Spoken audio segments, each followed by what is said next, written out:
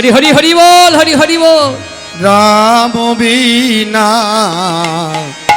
নাহি জানে, রাম বিনা নাহি জানে। ওই রাম নামে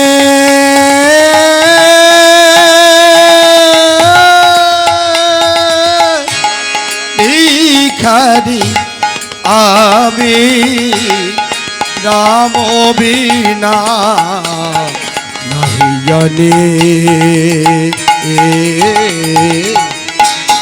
রাম বিনা নাহি জানে, আমি রাম বিনা নাহি জানে।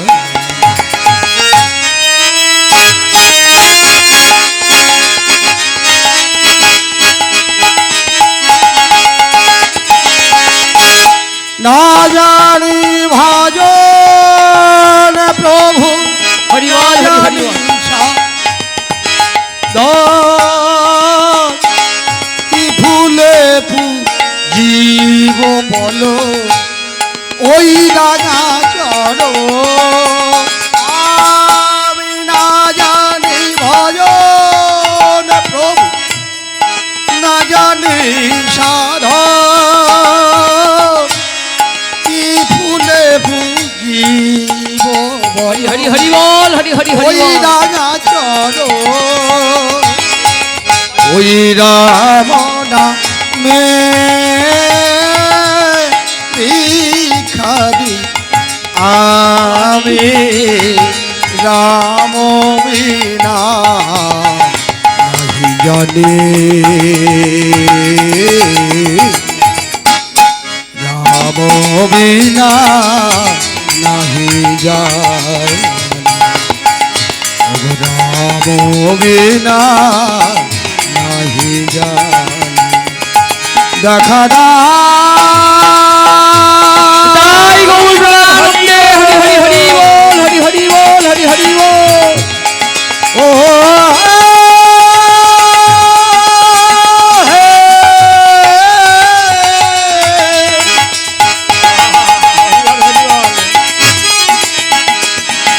ও হে দয়াল প্রভু,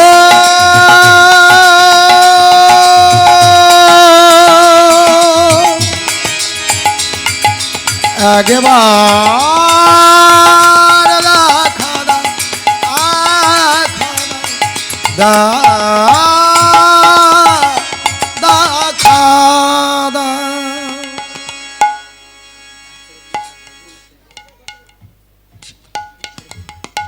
সময়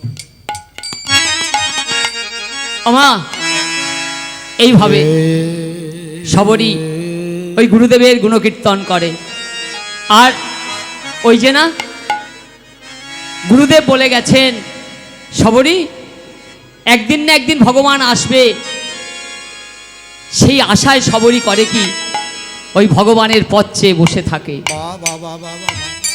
ভগবানের পথ চেয়ে বসে থাকে যে গুরুদেব আশীর্বাদ করে গেছেন আমার কুটিরে, আমার এই পর্ণ কুটিরে, পাতার কুটিরে ভগবান একদিন আসবে, এই গুরুদেবের বিশ্বাস। আমা আমি যে দশবিধ নাম অপরাধ বলছিলাম না, কেন আমাদের এই কলিযুগের মানুষের মুখে হরিনাম শুদ্ধ হরিনাম হয় না? 10টা নাম অপরাধ আছে, তার মধ্যে এক অপরাধ হলো গুরু নিন্দা। গুরু নিন্দা, গুরুর কথায় অবিশ্বাস, এটা একটা নাম অপরাধ। কিন্তু সবরই করত কি, গুরুদেব বলে গেছে ভগবান আসবে, এই বিশ্বাস, দৃঢ় বিশ্বাস। তাই প্রতিদিন ওই ভগবান আসবে বলে ওই পাকা পাকা ফল পেড়ে রেখে দেয়, যেটা মিষ্টি হয় সেই এঁটো ফলটি ভগবানের জন্য রেখে দেয়।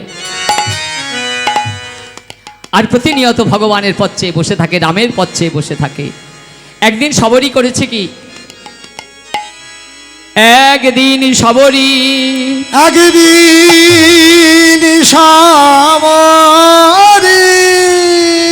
অতি প্রত্যুষে উঠিয়া গোদাবরী ঘাটে স্নান করিতে লাগিলাম। আমার সাবরী ওই গোদাবরীর নদীর তীরে স্নান করি বারে যা। আমা তখন ছিল ব্রাহ্ম মুহূর্ত, সূর্য ওঠার 6 দণ্ড পরে, আগে সূর্য ওঠার 6 দণ্ড পূর্বে, মানে সূর্য ওঠার 1 ঘন্টা 36 মিনিট পূর্বকে বলা হয় ব্রাহ্ম মুহূর্ত। এই সময় দেখবেন সাধুগুরু বৈষ্ণবরা এই সময় উঠে যান, বিষ্ণার ত্যাগ করেন, করে তিলকান্নিক করে ভগবানের পূজার আরতি ইত্যাদি ইত্যাদি ব্যবস্থা করেন। এটাকে বলা হয় ব্রাহ্ম মুহূর্ত। সূর্য ওঠার 1 ঘন্টা 36 মিনিট পূর্ব সময়কে বলা হয় ব্রাহ্ম মুহূর্ত। তো সবরই করেছেন কি, সেই ব্রাহ্ম মুহূর্তে উঠে সেদিন ওই চাঁড়ালের মেয়েটা ওই গোদাবরী নদীর ঘাটে, ব্রাহ্মণদের ঘাটে, ঋষিদের ঘাটে স্নান করতে লেগেছে। ব্রাহ্মণদের ঘাটে যখন স্নান করছে, এমন সময় এক ঋষি ওই গোদাবরী নদীর ঘাটে এসে দেখছে সেই চাঁড়ালের মেয়েটা আমাদের ঘাটে স্নান করছে।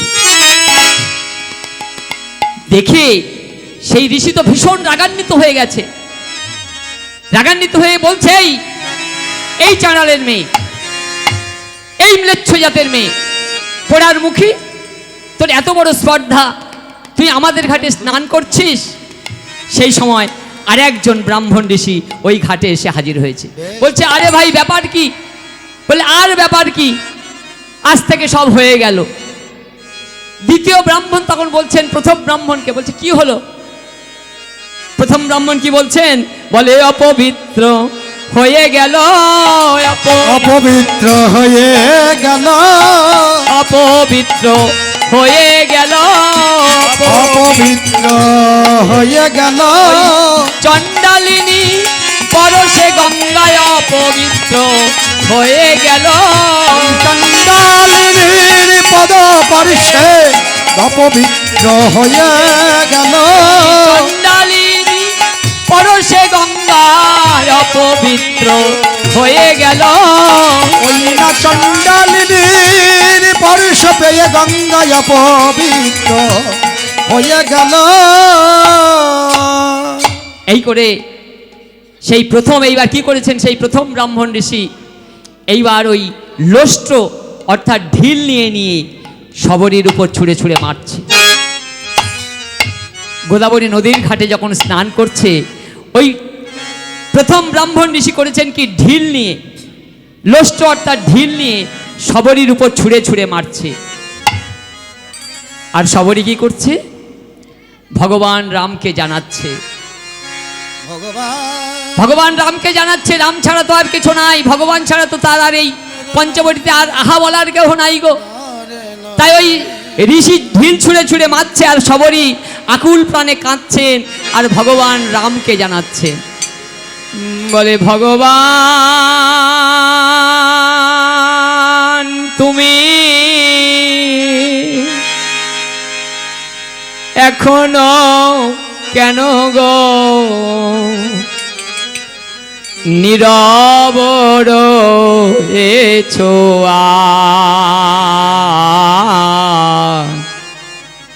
তোমারি সৃষ্টি, তোমারি বিধান, কেহ না মানেছে ভগবান তুমি এখনো কেন গো নীরব রয়েছো? তোমার সৃষ্টি, তোমার বিধান, কেহ না মানিছে। দুঃখী দরিদ্র চিরদিন যারা করে তব জয় গান, তারাই তো পেল না করুণা। তোমার সৃষ্টি তোমার বিধান কেহ না মানে ওহে কৃপামা হরি হরি হরি বল, হরি হরি হরি বল। ও গো কৃপামা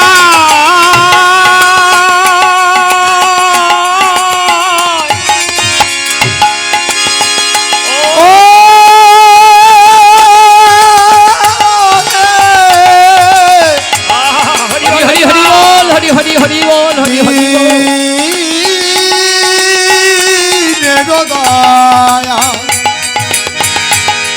ওগো পতিত পাবন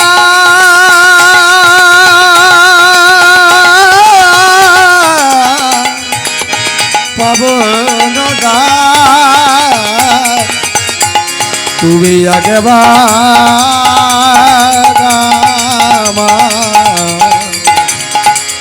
দেখা দাও দেখা দাও দিনের দয়াল দীনবন্ধু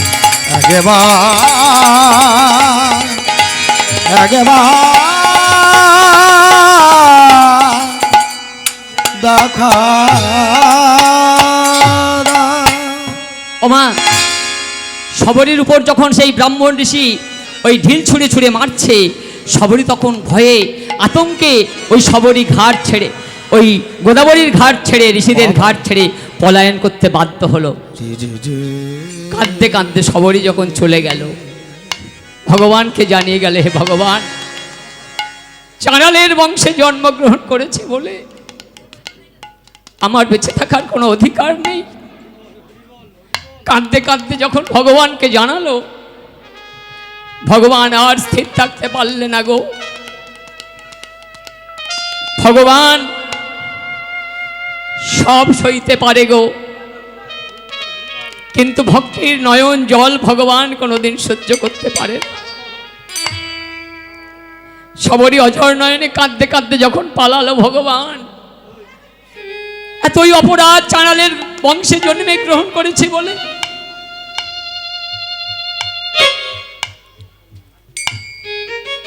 কাঁদতে কাঁদতে যখন চলে গেল সবরই,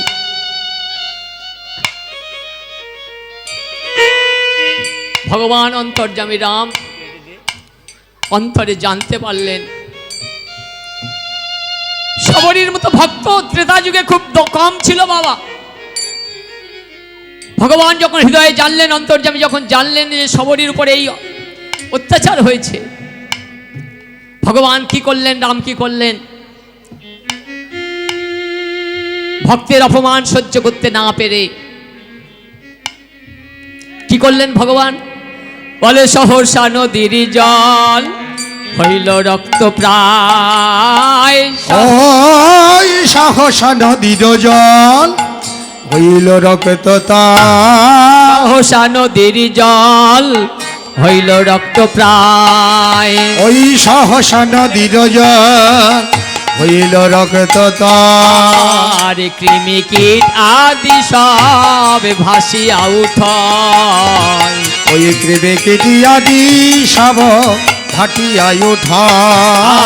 আর কৃমি কীট আদি সব ভাসিয়া উঠয়। এবার কৃমি কীটি আদি সব ভাসিয়া উঠাল। ওমা, ভগবান রামের ইচ্ছায় কি হলো, সেই গোদাবরী নদীর জল হঠাৎ পুজ রক্তময় হয়ে গেল, বড় বড় সব পোকা ভাসতে লাগলো। তখন সেই প্রথম ব্রাহ্মণ ঋষি দ্বিতীয় ব্রাহ্মণকে বলছেন, আরে ভাই ব্যাপার কি, এ কি সর্বনাশ হলো, গোদাবরী নদীর জল যে পুজ রক্তময় হয়ে গেল। দ্বিতীয় ব্রাহ্মণ তখন বলছেন, কেন হলো জানো? প্রথম ব্রাহ্মণ ঋষি বলছেন, ভাই জানো তো, তুমি বলো না কি জন্য এটা হলো। বলে শোনো শোনো, বলে বান মেরে গেছে গো, বান মেরে গেছে গো, বান মেরে গেছে গো, বান মেরে গেছে গো, ওই সবরী চণ্ডালিনী বান মেরে গেছে গো, ওই সবরী চণ্ডালিনী বান মেরে গেছে গো, ওই সবরী চণ্ডালিনী বান মেরে গেছে গো, ওই সবরী চণ্ডালিনী বান মেরে গেছে গো। বলে কি বান মেরেছে জানো ভাই? বলে রক্তবান মেরেছে, রক্তবান মেরেছে, রক্তবান মেরেছে, ওই না গঙ্গার জলে রক্তবান মেরেছে, ওই না গঙ্গার জলে রক্তবান মেরেছে। ওই সবরি চণ্ডালিনী রক্তবান মেরেছে। তোরা দেখে যা,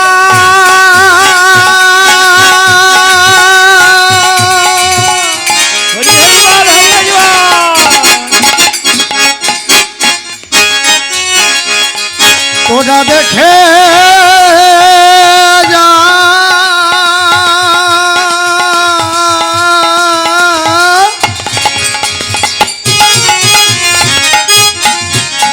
তোরা দেখে যা, দেখে যা, তোরা দেখে যা, ওই রক্তবানে মেরেছে, সবরি চণ্ডালিনী রক্তবান মেরেছে, সবরি চণ্ডালিনী রক্তবান মেরেছে। আহা সবরি ওই সবরি চণ্ডালিনী রক্তবান মেরেছে, আহা সবরি তাই চণ্ডালিনী গৌরবানন্দে হরি হরি আহা হরি সবরি বল, হরি হরি চণ্ডালিনী হরি হরি হরি। ওই সবরি রক্তবান মেরেছে, আহা সবরি চণ্ডালিনী রক্তবান মেরেছে, আহা সবরি চণ্ডালিনী রক্তবান মেরেছে, এ তো রক্তবানে মেরেছে, রক্তবান মেরেছে। রক্তবানে মেরেছে। ওমা এইবার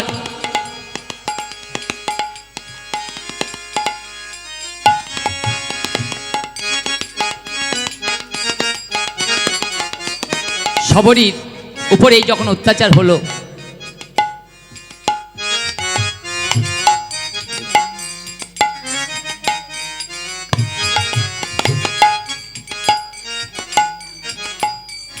হায় ব্রাহ্মণ ঋষিগণ, তোমরা কি বুঝতে পারলে না এটা প্রভু রামচন্দ্রের কাজ?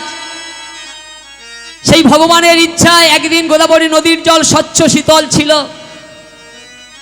আজ সহসা পুজ রক্তময় হওয়ার কারণ কি? একমাত্র ভক্তের অপমান। ভগবান ভক্তের অপমান কোনোদিন সহ্য করে না। প্রকৃত ভক্ত যদি হয়ে যায়, ভগবান তাকে প্রাণ দিয়ে রক্ষা করেন গো। প্রহ্লাদ ধ্রুব তার প্রমাণ। ভগবান এই পরিস্থিতি যখন গোদাবরী নদীর জলে হলো, ব্রাহ্মণ ঋষিগণ দেখে তো অবাক হয়ে গেল। আর সবরী করেছেন কি? সবরী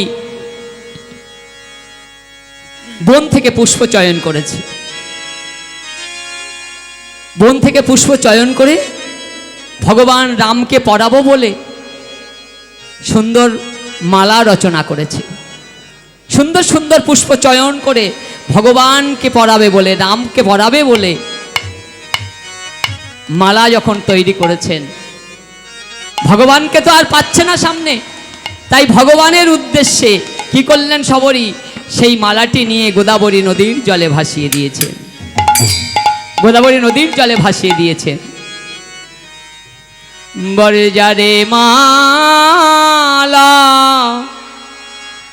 মালা ভেসে ভেসে আমারে প্রভু রাম চন্দ্রের গলে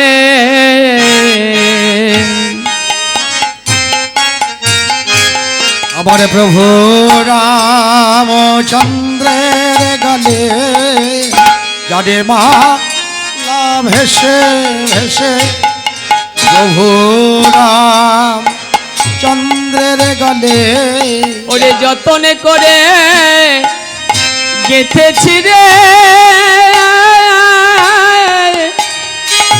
প্রভু রামচন্দ্রের পরাব বলে যতন করে গেথেছি রে রামচন্দ্রের আমি পরাব বলে বলে ঢেউ দিতে লাগিল কে লাগিল ঢেউ দিতে লাগিল এবারে ঢেউ দিতে লাগিল ওই সবরী চণ্ডালিনী ঢেউ দিতে লাগিল ওই সবরিণী চন্ড চণ্ডালিনী ঢেউ দিতে লাগিল ওই গোদাবরীর হিল্ললে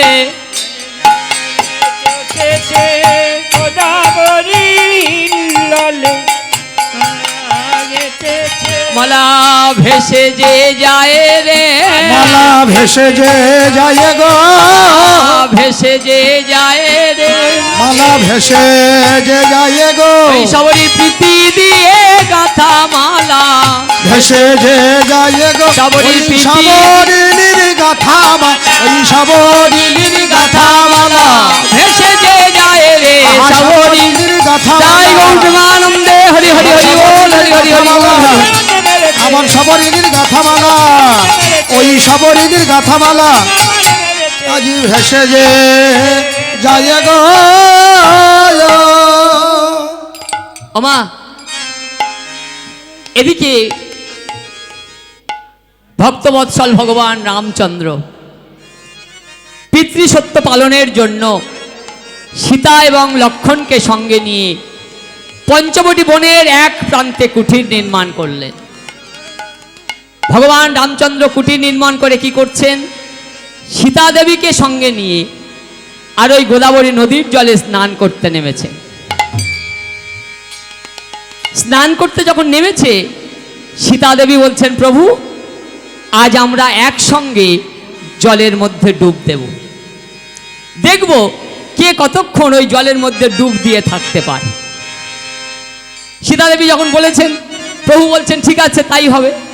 সীতা দেবী আর রামচন্দ্র একসঙ্গে গোদাবরী নদীর জলে ডুব দিয়েছে। ডুব যখন দিয়েছে কিছুক্ষণের মধ্যে ভগবান রামচন্দ্র ভেসে উঠেছে, সীতা দেবী ডুবে আছে। এইবার প্রভু রামচন্দ্র দেখছে সীতার যখন ওঠার সময় হয়েছে প্রভু রামচন্দ্র আবার ডুব দিয়েছে। এইভাবে পুনঃ পুনঃ সীতা দেবী হয় পরাজিতা।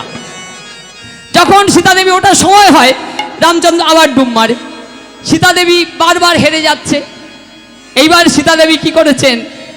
প্রভু রামচন্দ্রের চাতুরি বুঝতে পেরেছেন, বলছে প্রভু না না না না না, ওভাবে আর ডুব দিলে হবে না, এবারে আমরা কি করব জানো, করে কর ধরে একসঙ্গে জলে ডুব দেব। ভগবান রামচন্দ্র হেসে বলছেন, প্রিয়ে তাই হবে। এইবার করেছেন কি, প্রভু রামচন্দ্র এবং সীতা দেবী একসঙ্গে জলের মধ্যে ডুব দিয়েছে। আর ওদিকে সবরীর গাঁথা মালা ওই গোদাবরীর সলিলে ভেসে আসছে। মালা এসে গেছে যেখানে ভগবান রামচন্দ্র আর ওই সীতা দেবী ডুব দিয়ে আছে, ডুবে আছে, ওদের মাথার উপরে সবরীর গাঁথা মালা। আহা, ভক্তি কুসুমে গাঁথা মালা, সেই মালা এসে ভাসছে, বর্তুলাকারে ভাসছে, বর্তুলাকারে ভাসছে, গোলাকারে ভাসছে সবরী গাঁথা মালা। এইবার হলো কি, প্রভু রামচন্দ্রের সীতা দেবী যখন একসঙ্গে ভেসে উঠেছে তখন হলো কি, বলে দোহারে গলা এ মালা, মালা জড়ায়ে গেল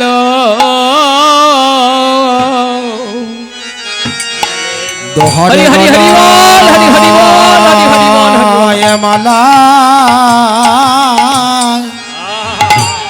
মালা জড়ায়ে গেল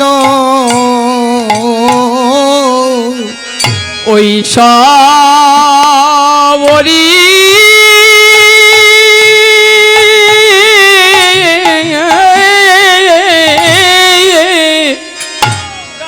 সবরীর গাথা মালা, দোহারে গলায় মালা মালা জড়ায়ে গেল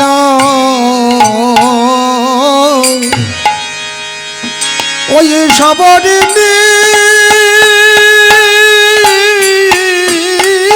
হরি হরি হরি বল, হরি হরি হরি বল, উলুধ্বনি উলুধ্বনি মায়েরা উলুধ্বনি করো। হরি হরি বল, হরি হরি বল।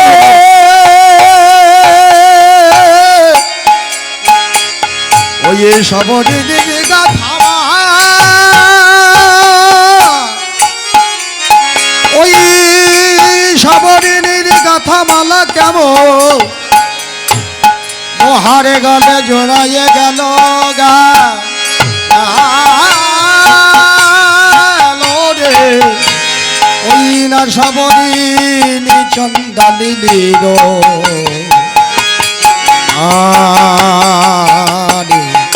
সবরিনী চন্দালিনীর গাথামালা জড়ায়ে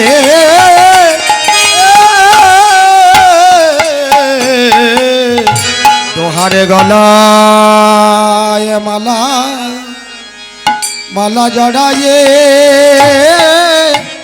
গেল। সীতা দেবী বলছেন, প্রভু এ তোমার কোন ভক্তের গাঁথা মালা আমাদের দুজনার গলায় একসাথে জড়িয়ে গেল? ভগবান রাম বললেন, সীতা জানো জানো কি, এ এক চণ্ডাল কন্যা শবরীর গাঁথা মালা। আজ 499 বৎসর 357 দিন সে আমার প্রতীক্ষায় বসে আছে। 500 বৎসর পূর্ণ হলে তবে সে আমার দর্শন পাবে। ওমা, কলিযুগে আমরা 100 বৎসর আমাদের পরমায়ু, তাও আমরা 100 বৎসর বাঁচি না। আর ত্রেতা যুগে মানুষের পরমায়ু কত ছিল বাবা? ত্রেতা যুগে মানুষের পরমায়ু ছিল 10,000 বৎসর। সত্য যুগে মানুষের পরমায়ু ছিল 1,00,000 বৎসর। দাপরে মানুষের পরমায়ু ছিল 1,000 বৎসর। আর কমতে কমতে কলির মানুষ এত ধার্মিক, তাদের ভাগ্যে জুড়ল 100 বৎসর পরমায়ু, তাও আমরা কেউ পূরণ করতে পারি না। হরি বল হরি বল। তাই ভগবান রাম বললেন, জানো জানো কি, ওই চণ্ডাল কন্যা 499 বৎসর 357 দিন সে আমার প্রতীক্ষায় বসে আছে। 500 বৎসর পূর্ণ হলে তবে সে আমার দর্শন পাবে। আর মাত্র কয়েকদিন বাকি। 357 দিন মানে 365 দিনে 1 বছর। তাহলে হিসাব করে দেখুন, আর মাত্র 8 দিন বাকি আছে ভগবানকে দেখার, ভগবানকে দর্শন পাবে সবরই। তাই ভগবান বলছেন আর মাত্র কদিন বাকি। কিন্তু মাগো, আজই হবে সীতাহরণ, আজই বড় দুর্দিন, আজই হবে সীতাহরণ। ভগবান রামচন্দ্র ওই গোদাবরী নদীতে স্নান সমাপ্ত করে কুটিরে ফিরে আসলেন। কুটিরে যখন ফিরে এসেছেন, এদিকে রাবণ প্রেরিত রাক্ষস মারিচ মায়া বলে সোনার হরিণ হয়ে নাচতে নাচতে ওই সীতা দেবীর কুটিরের সম্মুখে সোনার হরিণ যখন নাচতে নাচতে সীতা দেবীর কুটিরের সম্মুখে এসেছেন, সীতা দেবী স্বর্ণ মৃগ দর্শন করি আনন্দে আত্মহারায় বলছেন, প্রভু প্রভু ওই দেখুন ওই দেখুন কি সুন্দর একটা সোনার হরিণ, ওই হরিণটাকে আমায় ধরে দিতে হবে। হায় রে দৈব, হায় হায় রে দুর্দৈব, যিনি কিনা গোলকপতি ভগবান নারায়ণ রাম, তিনি কি জানে না হরিণ কখনো সোনার হয় না? যিনি কিনা গোলকের লক্ষ্মী স্বয়ং সীতা ঠাকুরানী, তারা কি জানে না হরিণ কখনো সোনার হয় না? মায়া ভগবান রামচন্দ্র করেছেন কি, সীতা দেবী যখন বলেছেন আমাকে ধরে দিতে হবে ওই সোনার হরিণটা, প্রভু রামচন্দ্র ধনুর্বাণ হস্তে নিয়ে ওই সোনার হরিণের পিছু পিছু অনুসরণ করছে, সোনার হরিণের পিছু পিছু অনুসরণ করছে। আর কুটিরে লক্ষণকে রেখে গেলেন। রামচন্দ্র বহুদূর চলে গেছেন, ওই হরিণের পিছন পিছন বহুদূর চলে গেছেন, কিছুতেই ধরতে পারছে না। আর ধরবে কি করে? এ তো হরিণ নয়, তো রাক্ষসী মায়া। বহু দূরে এসেছেন ভগবান রাম, এসে বহু দূরে এসে এইবার বুঝতে পেরেছে এটা হরিণ না, এটা রাক্ষসী মায়া, মায়াবী রাক্ষস। প্রভু যখন বুঝতে পেরেছেন, ভগবান রাম প্রভু যখন বুঝতে পারলেন, এইবার ভগবান রাম ওই হরিণটাকে লক্ষ্য করে স্বর নিক্ষেপ করলেন। স্বর যখন নিক্ষেপ করেছে, ওই স্বর বিদ্ধ হয়ে ওই মায়াবী রাক্ষস তখন চিৎকার করতে লাগলো। চিৎকার করছে, লক্ষণ রে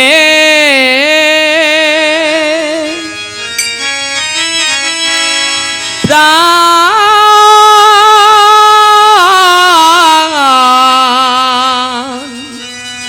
প্রাণে যায় রাক্ষসের করে। ও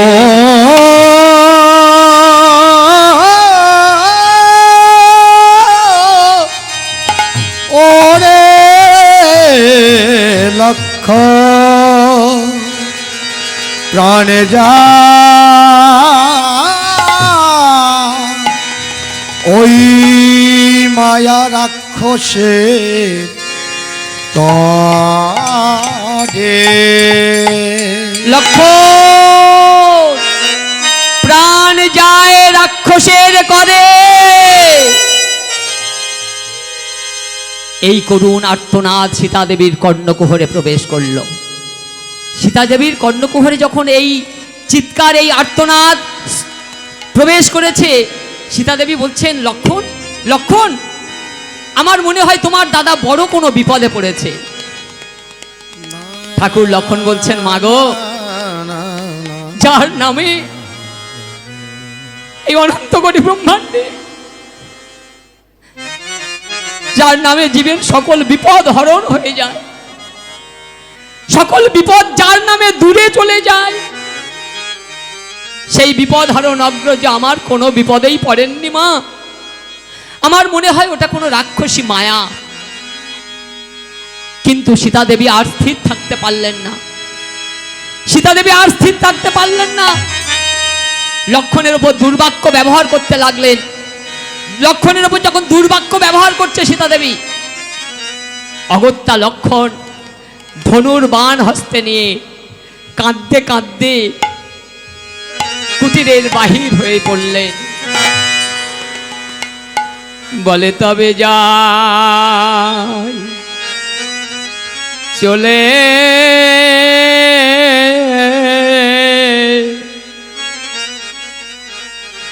তবে যাই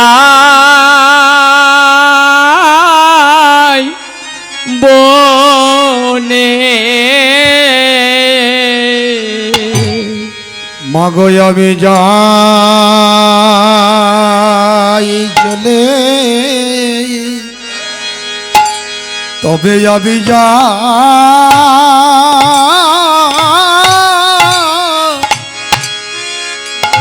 যাই বনে।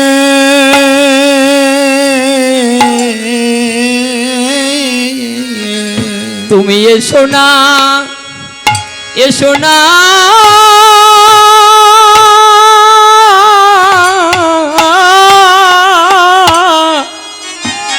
কুটিরে বাহিরে। তবে যাই চলে মাগো আমি যাই বনে।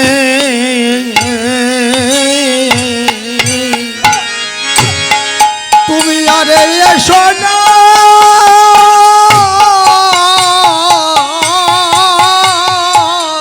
হরি বল, হরি হরি বল। পরে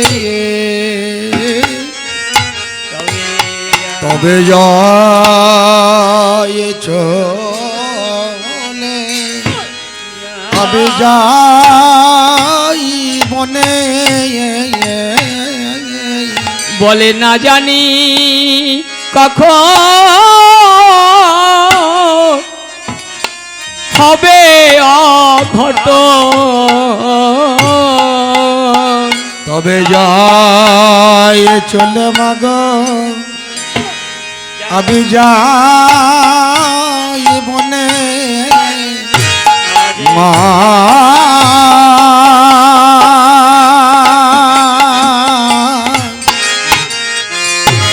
ও গো জননী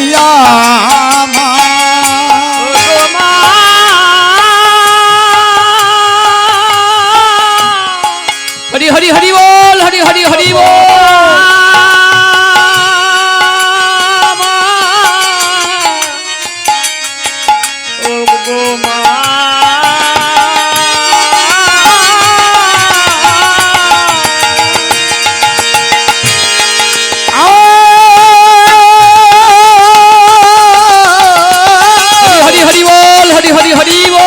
হরি হরি বল। ও গো জননী জননী আমার মা গো, অবিকট জোরে জানাই জানাই মিনতি মা গো, হরি বল হরি হরি বল। অবিকট জোরে জানাই মিনতি মা গো, জননী আমার আরে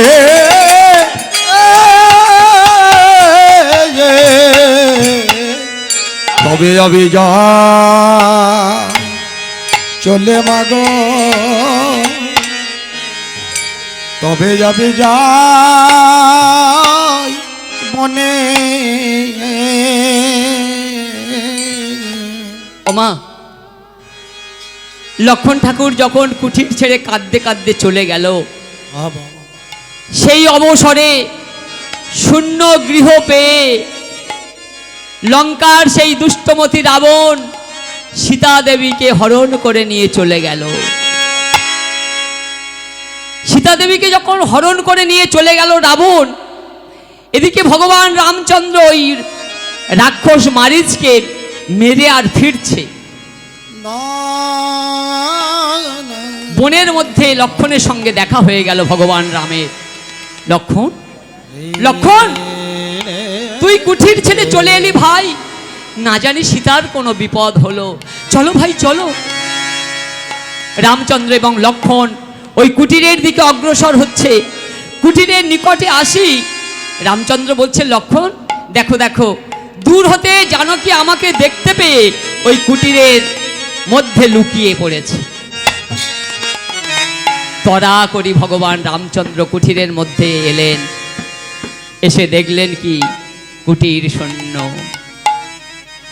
বলে নাই রে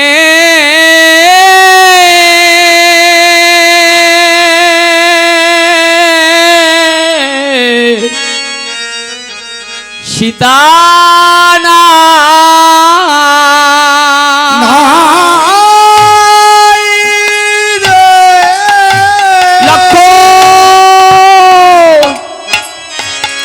আমাদের জানকী সে তোয়া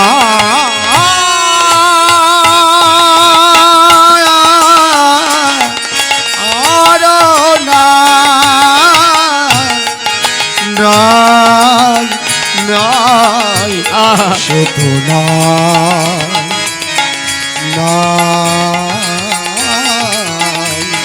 সে তো নাই, সে তো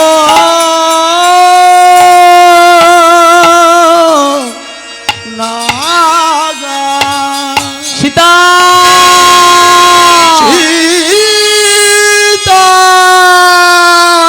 জানকী জানকী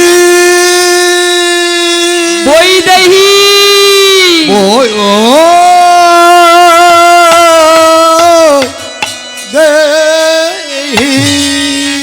প্রতিধ্বনি হতে লাগলো, সীতা জানকী বৈদেহী।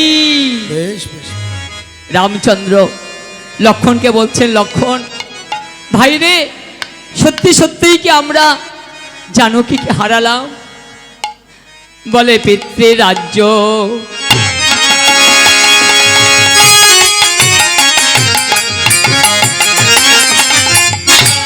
त्यागिया त्यागिया आइलाम बटे ওই পৃথ্বী রাজ্য त्यागिया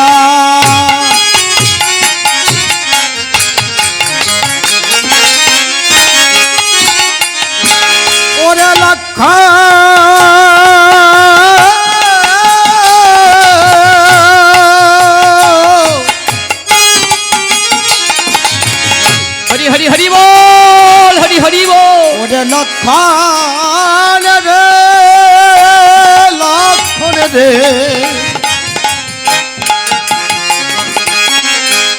ওরে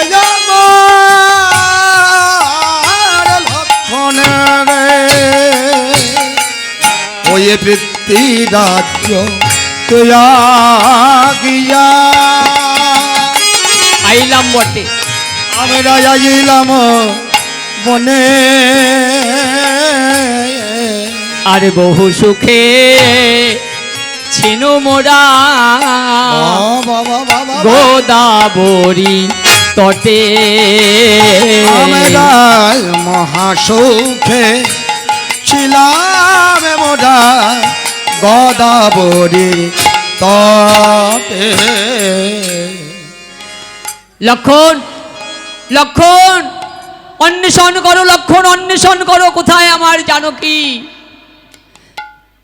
তখন শ্রীরাম ও লক্ষণ করিল গমন, খুঁজি খুঁজিতে লাগিল বনে।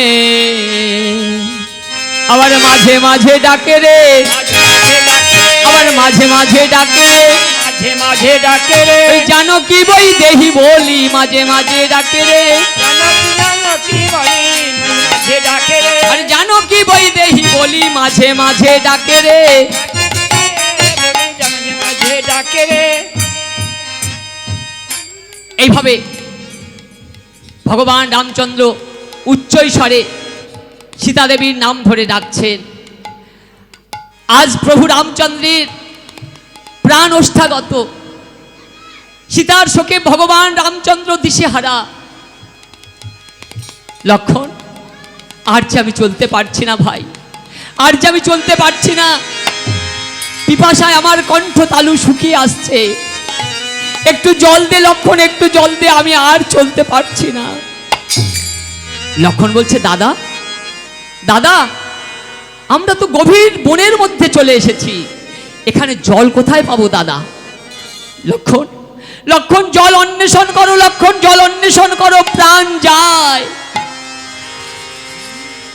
এই কথা শ্রবণ করে লক্ষণ আর স্থির থাকতে পারলেন না। বাম হাতে গান্ডীব, পৃষ্ঠে অক্ষয় তুন, নির্ভীক হৃদয়ে মহাবীর লক্ষণ জলের সন্ধানে চলেছে। কিছু দূরে গিয়ে দেখছে, লক্ষণ দেখছে একটা পর্বত থেকে একটা ঝর্ণা নেমে আসছে। বেশ বেশ ঝর্ণা যখন দেখতে পেয়েছে, লক্ষণ করেছে কি একটা পাতার কুশি করে ওই পর্বতের গাত্রে ধরেছে। পর্বতের গাত্রে যখন ধরেছে পাতার কুশিটা, কিছুক্ষণের মধ্যে পাতার কুশিটা পরিপূর্ণ হয়ে গেছে। লক্ষণের মনে তো বড় আনন্দ, আজ দাদার পিপাসার জল তুলে দিতে পারবো বলে লক্ষণ ওই বনের মধ্য দিয়ে আসছে।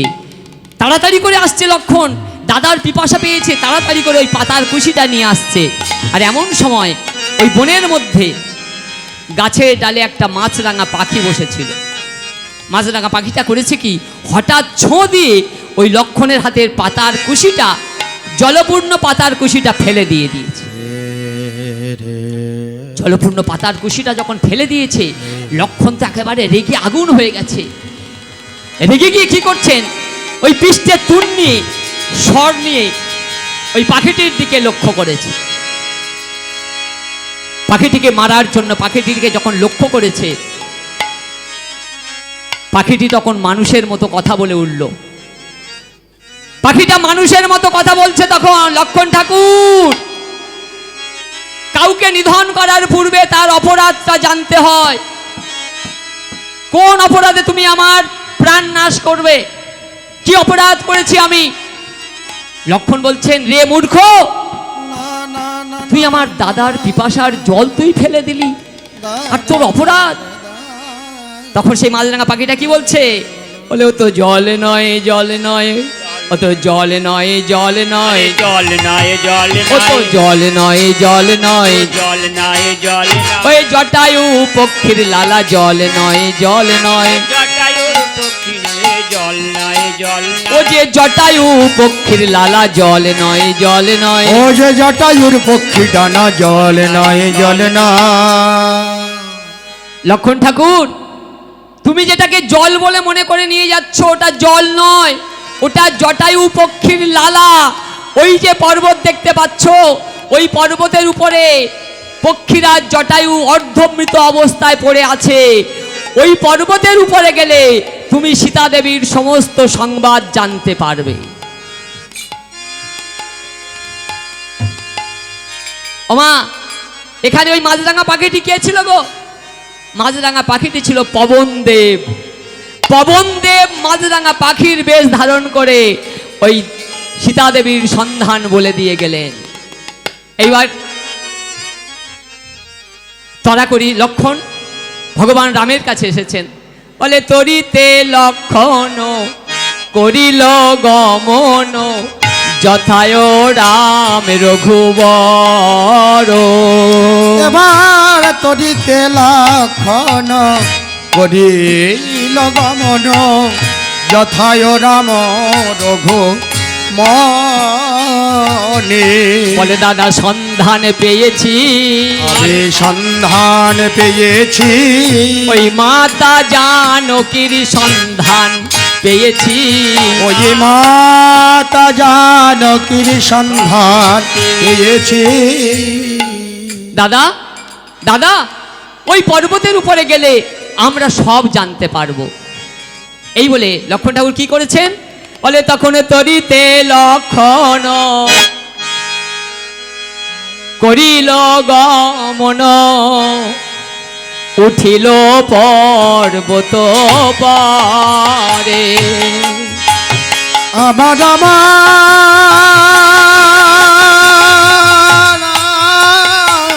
হরি হরি হরি বল, হরি হরি বল, হরি হরি বল। আমার লক্ষণ ঠাকুর এবারে তরিতে লক্ষণ করিল গমন করিল গমন উঠিল পর্বত। উঠিল পর্বত মাঝে। দেখে অর্ধমৃত হয়ে রয়েছে পড়িয়া, পরে ধপিত হয়ে রয়েছে পড়িয়া জটায়ু পক্ষী বরে। জটায়ুর পক্ষে বর ওই নয়র ধমৃত হইয়া রয়েছে পড়িয়া আমার জটায়ুর মৃত বরে বরে। জটায়ুর পক্ষী বরে। ভগবান রামচন্দ্র করেছেন কি, ওই জটায়ুর অঙ্গ স্পর্শ করে বলছেন, কে গো, কে তুমি, কে তুমি পক্ষীরাজ, আর কেবা তোমার এমন দুর্দশা করলো? ভগবান রামের কমল হস্ত পরশে জটায়ু পক্ষীরাজ চৈতন্য ফিরে এলো। চৈতন্য যখন ফিরে এসেছে, জটায়ু পক্ষীবর বহু কষ্টে চক্ষু উন্মিলন করে দেখে ভগবান রাম এসেছে। হে রাম, হে রাম, হে ভব পারের কান্ডারি, তুমি এসেছো প্রভু, তুমি এসেছো দয়াময়। ও হে দয়াময়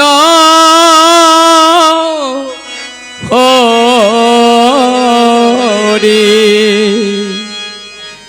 পারে কান্ডারি প্রাণবন্ধু প্রাণারাম রাম হে প্রাণবন্ধু প্রাণারাম।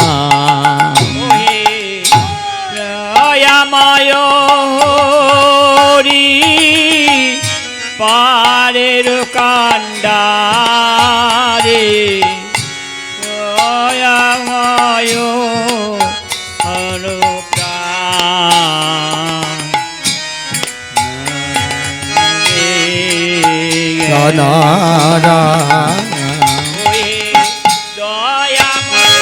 হরি পারের কান্ডারে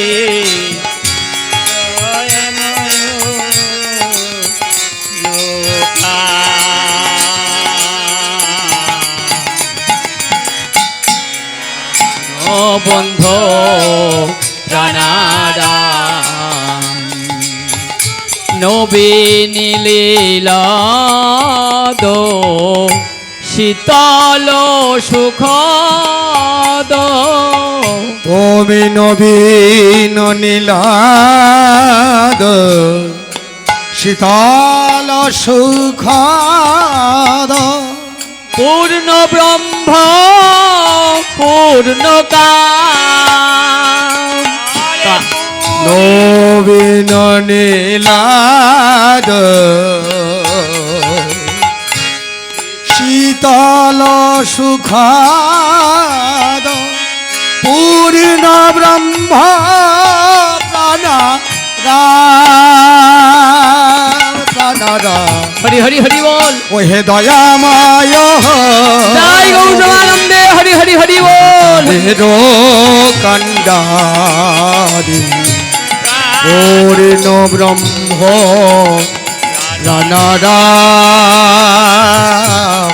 প্রাণারাম পূর্ণ ব্রহ্ম প্রাণারাম অনিত্য সংসারে পরিমায়া ফাদে এই অনিত্য সংসারে আমি পড়ি মায়া ফাদে গেল দিন চলি ভাবিতে ভাবিতে এই অনিত্য সংসারে পরিমায়া ফাঁদে পড়ি মায়া ফাদে দিন গেল চলি ভাবিতে ভাবিতে ওহে দয়াময় হরি বাবা পারে দোকানদারি পূর্ণ ব্রহ্ম পূর্ণ কাম রাম হে বেশ প্রাণ বন্ধু রানোরাম হে ও হে দয়াময় জয় গৌর প্রেমানন্দে হরি হরি হরি বল, হরি হরি বল। আগে বরে দেখা দা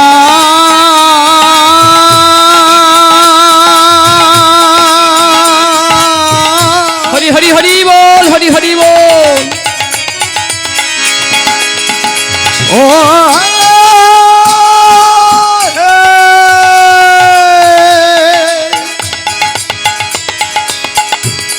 ও হে দিনা বন্ধ তুমি তুমি করু না সিন্ধু হে প্রভু রাম, এতক্ষণ বেঁচে আছি শুধু তোমার চরণ দর্শন করব বলে, বেশ বেশ পারলাম না প্রভু। কি করব, অতি বৃদ্ধ জরাগ্রস্ত দেহ মোর। বাবা আজ যদি আমার যৌবন থাকতো, রাবণের কিবা শক্তি আছে আমার সম্মুখ দিয়ে মা জানকীকে হরণ করে নিয়ে যায়? পারলাম না, বাধা দিয়েছিলাম, পারলাম না প্রভু। দেখছো রাম, আমার রক্তাক্ত কলেবর, সেই দুষ্ট রাবণ আমার একটা ডানা কেটে দিয়ে চলে গেল। তুমি তো আমার পর নও, তোমার পিতা রাজা দশরথ ছিল আমার মিতা, মা জানকী আমার পুত্রবধূ। আর যে আমি কথা বলতে পারছি না, ওগো ভবপারের কাণ্ডারি, আর আমি কথা বলতে পারছি না। চারিদিক হতে মহা অন্ধকার যেন আমার ঘিরে আসছে। হরি বল হরি হে ভবপারের কাণ্ডারি, তোমার ওই পদ রাজীব এই মহাযাত্রাকালে আমার মস্তকে অর্পণ করো। সে কি পক্ষীবর, তুমি যে আমার পিতার মিতা, তাহলে তুমি তো আমার পিতা। জটায়ু কেঁদে কেঁদে বলছেন, হে রাম, বলে তুমি তো রাম, জগৎ পিতা।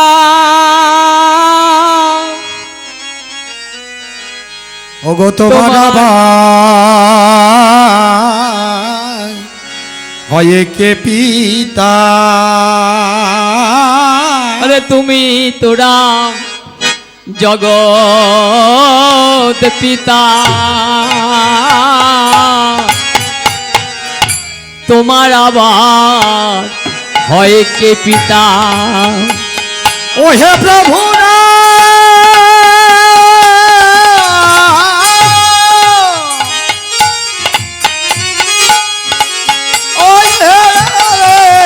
হরি হরি হরি বল, হরি হরি বল, হরি হরি বল। দয়াল দীনবন্ধ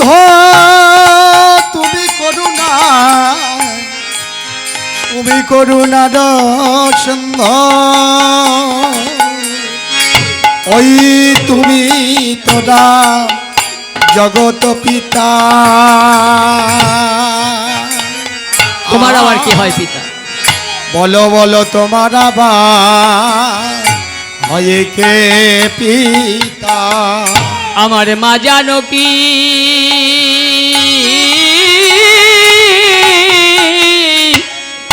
জগৎ মাতা, বৈকুণ্ঠের লক্ষ্মী হয় যে সীতা। আবার মা জানকী হয় যে সীতা,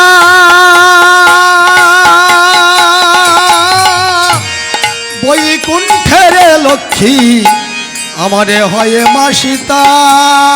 বলে আমি চিনেছি চিনেছি, আমি চিনেছি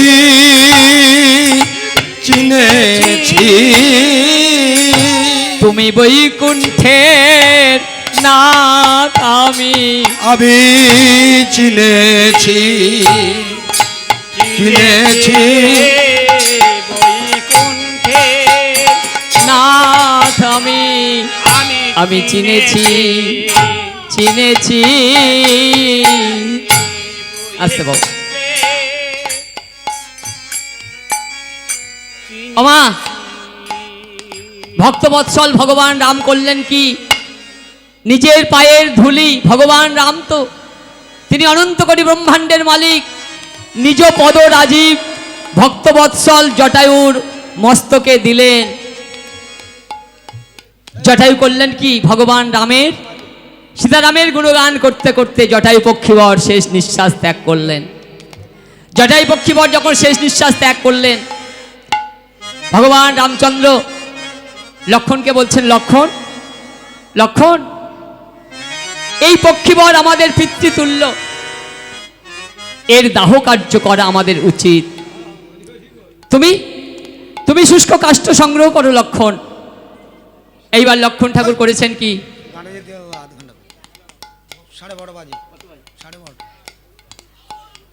বাবা দলের ব্যবস্থা করুন, 12:30 তো বাজলো। তো লক্ষণ ঠাকুর করেছেন কি? ভগবান যখন বলেছেন যে এই পক্ষীরাই আমাদের পিতৃতুল্যের দাহ কার্য করতে হবে, তখন ওই লক্ষণ শুকনো কাষ্ঠ জোগাড় করে বাণের দ্বারা অগ্নি জ্বালিয়ে দিয়েছেন। বাণের দ্বারা যখন অগ্নি জ্বালিয়ে দিয়েছেন, ওই জটায়ু পক্ষীর দেহ পুড়ছে, আর সেই ধূম রাশির মধ্য দিয়ে এক দিব্যকান্তি মহাপুরুষ স্বর্গীয় পুষ্পরথে আরোহণ করে তো গমন করছে। সেই দিব্যকান্তি মহাপুরুষ ভগবান রামকে সম্বোধন করে বললেন, রাম, হে প্রভু রাম, এই পর্বত হতে লক্ষ্য করো, ওই যে দূরে পাতার কুড়ে ওখানে আছে এক চণ্ডাল কন্যা শবরী।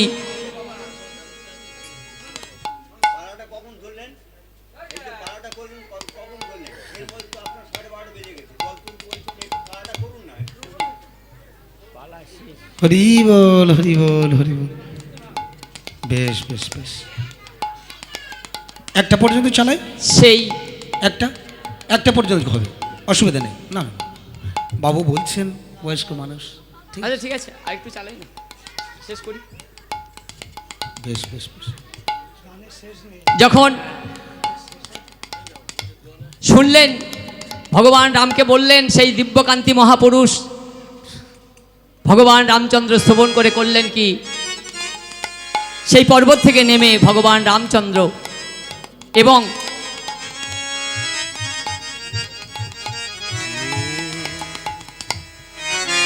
সেই পর্বত থেকে নেমে এসে কোথায় আসলেন?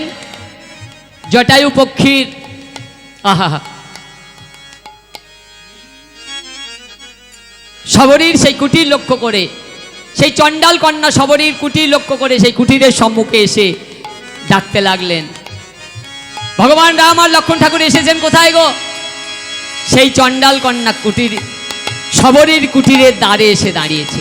সেই গুরুদেব বলে গেছিলেন না যে একদিন না একদিন ভগবান রাম সশরীরে তোর কুটিরে আসবে শবরী। আজ ভগবান এসেছেন, ভগবান রাম সশরীরে এসেছেন শবরীর কুটিরের দ্বারে, এসে শবরীকে ডাকতে লাগলেন। আরে শবরী শবরী বলি ডাকিতে লাগিল, শবরী ওরে শবরী রে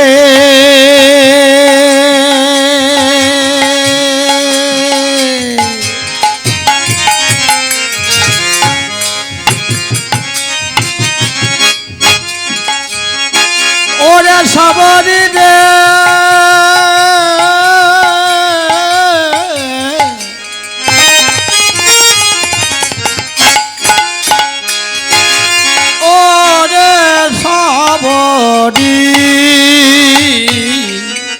শবরী শবরী বলি ডাকিতে লাগিল, রামচন্দ্রের ডাক শবরী শুনিতে পাইল, রামচন্দ্রের ডাক শবরী শুনিতে পাইল, আরে রামচন্দ্রের ডাক শবরী শুনিতে পাইল, রামচন্দ্রের ডাক শবরী শুনিতে পাইল। ওমা, ভগবান রামের এমন মধুর কণ্ঠস্বর শ্রবণ করি শবরী তো ধ্যানমগ্ন হয়ে গেছেন। এ কি শুনছি? এই ডাক কার ডাক? এই অমৃত বাণী কার বাণী? ধ্যানমগ্ন হয়ে পড়েছেন।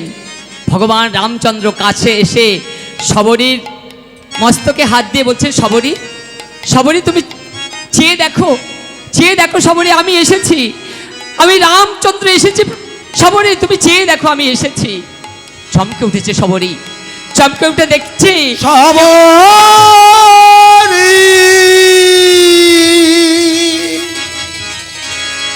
আগেবার নয়ন মেলো,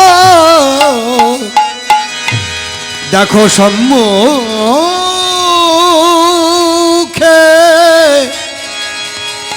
রঘুপতি।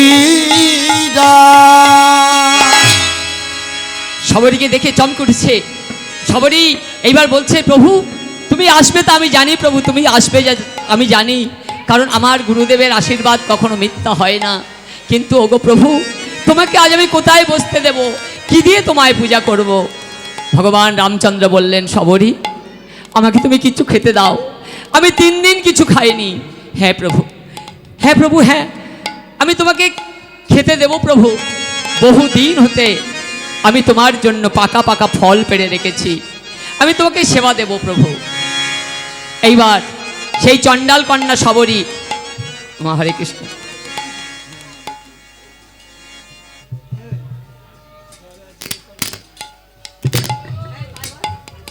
ভগবান ঠিক আছে, হ্যাঁ এইবার শবরী করেছেন কি, ভগবানকে সেই সেই বহুদিনের পাকা পাকা ফল, এঁটো ফল পেড়ে রেখেছিল, সেই ফল যখন সেবা দিচ্ছে, লক্ষ্মণ বলছেন ঠাকুর, লক্ষ্মণ ঠাকুর বলছেন দাদা এ তো এঁটো ফল। ভগবান রাম বলছেন, লক্ষ্মণ ভক্তের উচ্ছিষ্ট যে কতই সুমিষ্ট তা তো ওকে কি করে বলবো। এইখানে ভগবান আর শবরীর ওই ফল সেবা করার মাধ্যমে শবরীর সেই এঁটো ফল ভগবান সেবা করেছিলেন, তার ভক্তির কাছে ভগবান হেরে গেছিলেন। এইখানে ভক্ত আর ভগবানের মিলন হলো, বলে ভক্ত আর ভগবানের মিলন হইল, ভক্ত আর ভগবানের মিলন হইল, ভক্ত আর ভগবানের মিলন হইল।